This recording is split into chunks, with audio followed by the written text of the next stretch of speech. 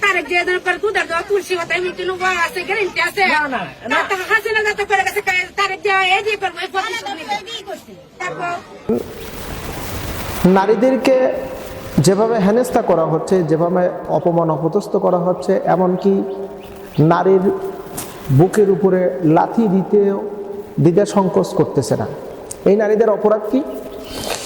এই নারীদের অপরাধ হলো তারা একটা সংগঠনের ভোট চাচ্ছে, একটা দলের পক্ষে ভোট চাচ্ছে। এটাই হলো তাদের বড় ব্যর্থতা, এটাই হলো তাদের সবচেয়ে বড় দোষ। দোষটা হলো তারা কেন দলের ভোট চাবে। আচ্ছা, আপনার কাছে আমার প্রশ্ন, বাংলাদেশে একটা নির্বাচন সামনে 12 ফেব্রুয়ারি। এই নির্বাচনকে কেন্দ্র করে আমরা দেখতে পাচ্ছি কয়েকটা দল নির্বাচনে অংশগ্রহণ করেছে। তো সবাই যার যার স্ব অধিকার মতে জনগণের কাছে ভোট চাবে, এটাই কিন্তু স্বাভাবিক। কিন্তু এত নোংরামি কেন? এই ভোট চাওয়াকে কেন্দ্র করে, এই রাজনীতিকে কেন্দ্র করে এত নোংরামি কেন? যেই নোংরামি সয়লাভ হয়ে গেছে, গোটা বাংলাদেশের প্রত্যন্ত অঞ্চল পর্যন্ত এই নোংরামিতে ছেয়ে গেছে। তো এই নোংরামিতে যদি আপনারা অভ্যস্ত থাকেন এবং এই নোংরামিটাই যদি আপনাদের আসল চরিত্র হয়, তাহলে এই জুলাই গণ অভ্যুত্থানটা কেন হলো? কেন বিপ্লব হলো? কেন স্বৈরাচারী ফ্যাসিস্টকে এই দেশের ছাত্ররা তাদের রক্ত দিয়ে, তাদের জীবন দিয়ে এই স্বৈরাচারীকে এই দেশ থেকে বিতাড়িত করল?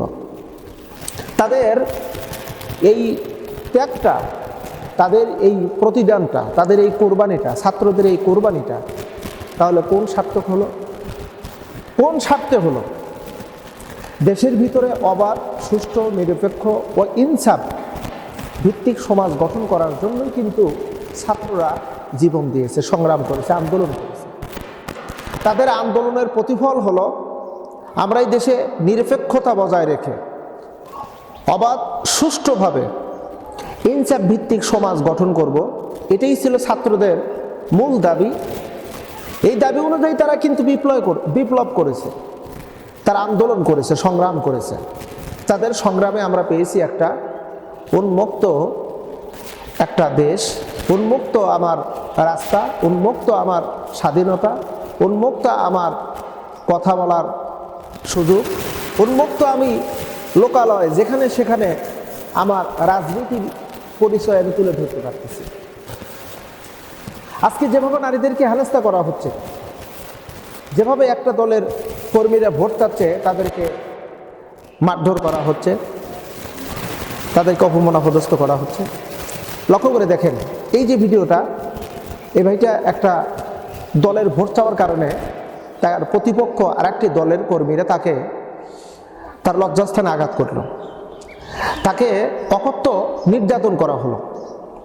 এটাই কি ছাত্রদের বিপ্লব? আজকে আমরা লক্ষ্য করে দেখেছি এই 5ই আগস্টের পরে, আমি তাদের নাম আমি বলতে চাচ্ছি না, কারণ আমি এখানে কারোর এজেন্ডা বাস্তবায়নের উদ্দেশ্যে আমার এই ভিডিওটা না। আমার ভিডিওটা হলো সমাজ, দেশ এবং দেশের জনগণকে সচেতন করার মূলত আমার উদ্দেশ্য।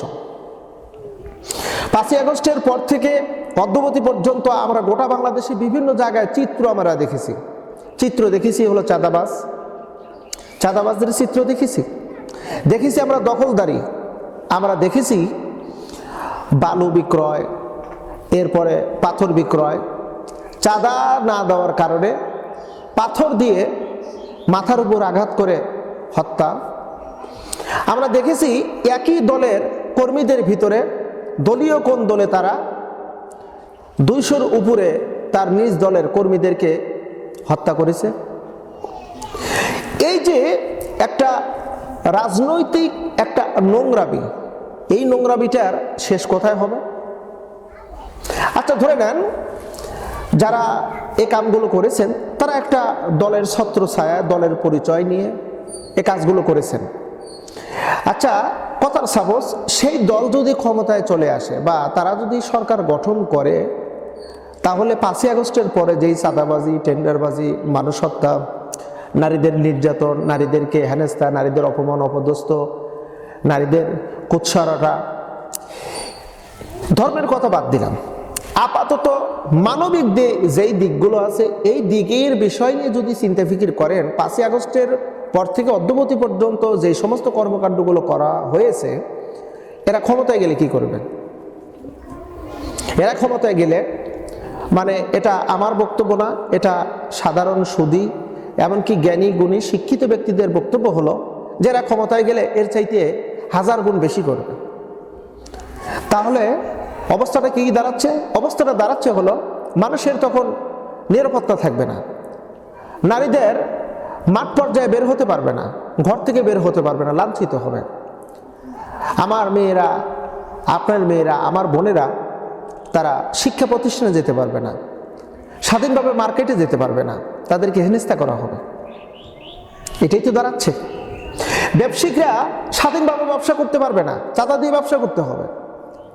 গাড়ি চালকরা গাড়ি নিয়ে রাস্তা বের হতে পারবে না, চাঁদা দিয়ে গাড়ি বের করতে হবে। চাকরির অবস্থা, ঘুষ না দিলে চাকরি হবে না। আমরা দেখেছি কেস বাণিজ্য আমরা কিন্তু দেখেছি, তারাই মামলা করেছে এবং তারাই আসামিদের কাছ থেকে টাকা লুটে নিয়েছে। এরকম অসংখ্য প্রমাণাদি আমাদের হাতে আছে। প্রিয় বন্ধুরা, তারা অলরেডি যে সমস্ত পরিকল্পনাগুলো করেছেন তা হলো একটা মব, তা একটা হলো নৈরাজ্য সৃষ্টি করার। যারা এখনই নারীদেরকে সম্মান করে না, তারা কখনো নারীদেরকে সম্মান করতে পারবে না। অথচ নারীর সম্মান আল্লাহ সুবহানাহু ওয়া তাআলা সর্বোচ্চ বেশি দিয়েছেন। নারীদের আল্লাহ সুবহানাহু ওয়া তাআলা সর্বোচ্চ মর্যাদা দিয়েছেন। নারী হলো মা, মা হলো সবচেয়ে বড় একটা উপাধি, সবচেয়ে বড় সম্মানের একটি জায়গা।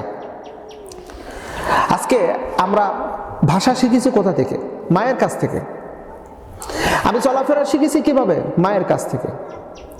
আমি কথা বলা শিখেছি, আমি ওঠা চলাফেরা আদব কায়দা আমি শিখেছি মার কাছ থেকে। সেই মা জাতিকে যদি আজকে এমন হেনস্থা করা হয়, এমন অপমান অপদস্থ করা হয়, তাহলে পরবর্তী সময়টা কি দাঁড়াচ্ছে? পরবর্তী সময়টা দাঁড়াচ্ছে হলো এই, এরা মূলত ক্ষমতার জন্য তারা একটা এজেন্ডাকে বাস্তবায়ন করার লক্ষ্যে তারা এই সমস্ত কার্যাবলীগুলো ধারণ করতেছে। আসুন সচেতন হন। যারা মায়েদেরকে সম্মান করতে পারে না, তাদেরকে আপনি আমি যথেষ্ট পরিমাণ তাদের থেকে এড়িয়ে চলেন। নিজের স্ব অধিকার যদি ফিরে নিতে চান, তাহলে তাদের থেকে দূরত্ব বজায় রাখুন। আর আশা করি আমার যেই অভিজ্ঞতার দিক দিয়ে বলতেছি, ইতিহাস যা বলতেছে, আজ পর্যন্ত মায়ের জাতিকে অপমান অপদস্থ করার পরে ওই জাতিকে আল্লাহ পাক কখনো সম্মানিত করেন না, লাঞ্ছিত করেন। আল্লাহ সুবহানাহু ওয়া তাআলা আমার মায়ের জাতিদেরকে হেফাজত করুন। আমিন সুম্মা আমিন।